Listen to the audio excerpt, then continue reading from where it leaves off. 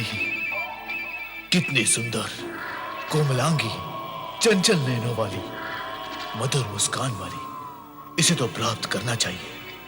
अब मैं जगत की सबसे सुंदर नारी को अपनी महारानी बनाऊंगा और ये जितने भी देवता ऋषि मुनि हैं, इन सबको समाप्त कर दूंगा।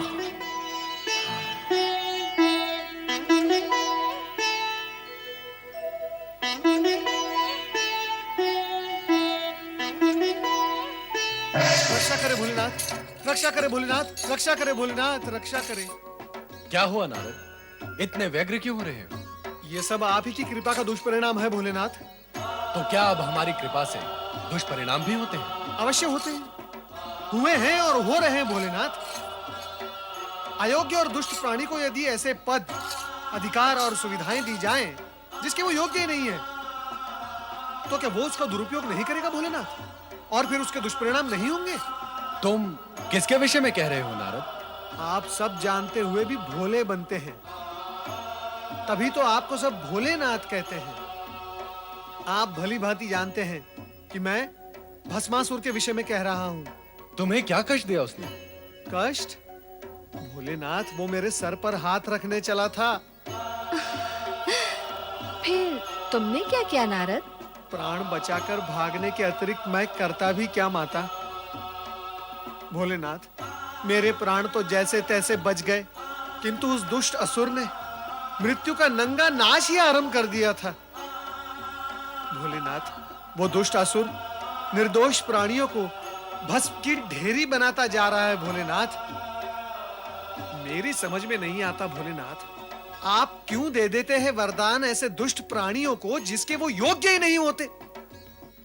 आपकी कृपा और वरदान का कितना अनुचित लाभ उठा लेते हैं ये दुष्ट असुर। माता, भोलेनाथ, मुझे तो लगता है वो संपूर्ण सृष्टि में प्रलय ही मचा देगा। मैंने तो पहले ही कहा था कि ऐसा वरदान पाकर यह असुर उत्पात अवश्य करेगा। इस जगत में ऐसा कौन है जिसने वरदान, अधिकार, पद और सुविधाएं पाकर उत्पात न किया हो? सबके सब आप जैसे कल्याणकारी और भोले भंडारी तो है नहीं भोलेनाथ। पता नहीं क्या स्थिति होगी निर्दोष जन की। चिंता न करो नारद, हम शीघ्र ही इस अनर्थ को रोक देंगे। भस्मासुर, तुरंत उपस्थित हो जाओ।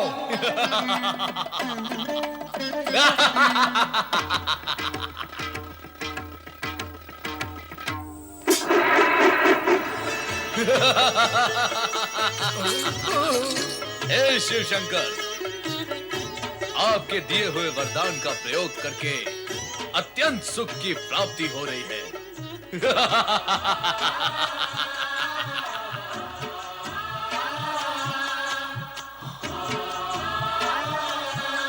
ये सुंदरी कौन है? मुझे इस प्रकार क्रोध से न देखो सुंदरी।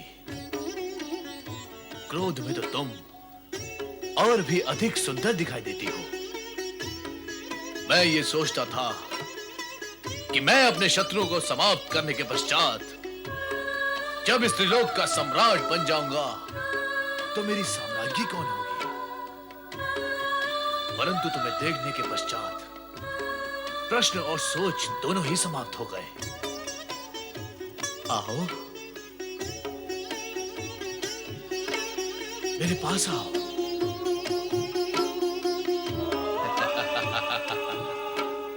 मैं इंद्र को भस्म करके तुम्हें स्वर्ग के सिंहासन पे बिठाऊंगा।